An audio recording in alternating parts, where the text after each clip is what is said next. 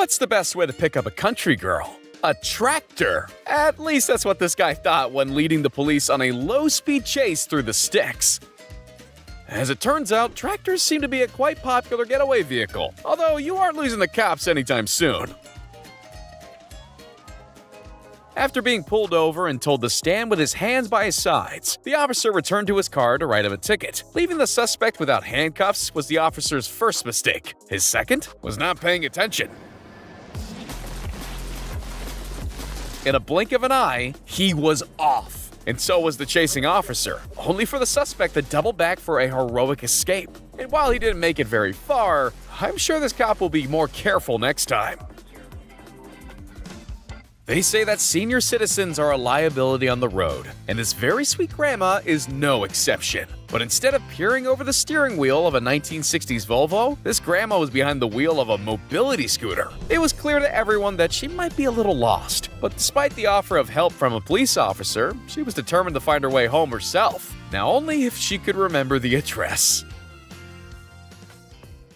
This police chase isn't your average felony pursuit. The fugitive in question stole a police car and was being pursued down a freeway by police SWAT teams and a canine unit. They were eventually able to pull a pit maneuver on the fleeing vehicle. But here's where it gets interesting. What should have been a fairly standard takedown and arrest took a hilarious turn as the officers closed in. Despite the attention of more than a dozen officers and a police dog, the criminal was able to escape by stealing another police car. Someone should really remember to take the keys out of the ignition.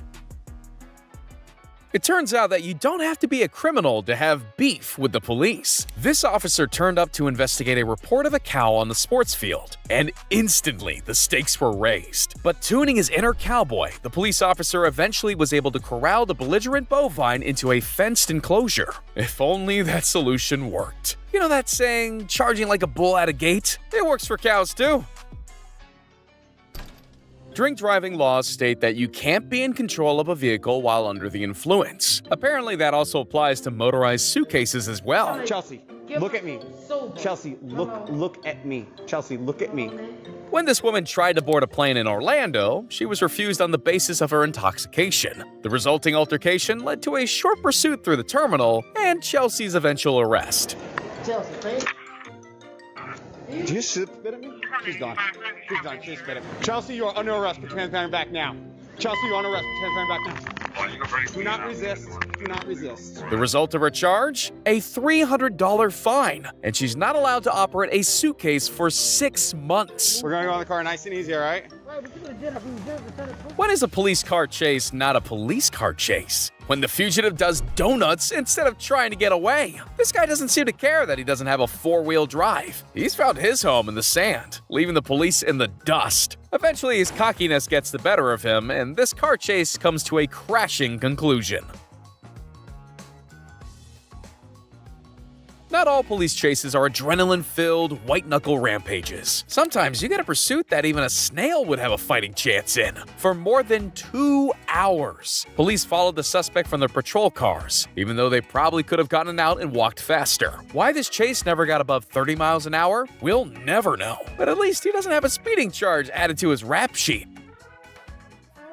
What do you do when you run out of gas and need to get somewhere in a hurry? How about load up your saddle and head down the freeway on horseback? That's exactly what Adams Hollingsworth did on Chicago's I-94. Flanked by more than a dozen cops, the colorful cowboy and his ride broke into gallop for several miles before finally coming to his senses. When asked why he didn't pull over straight away, he had only one answer.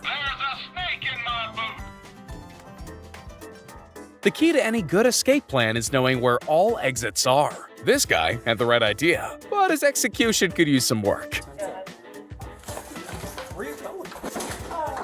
While his plans might have gone out the window, he certainly didn't.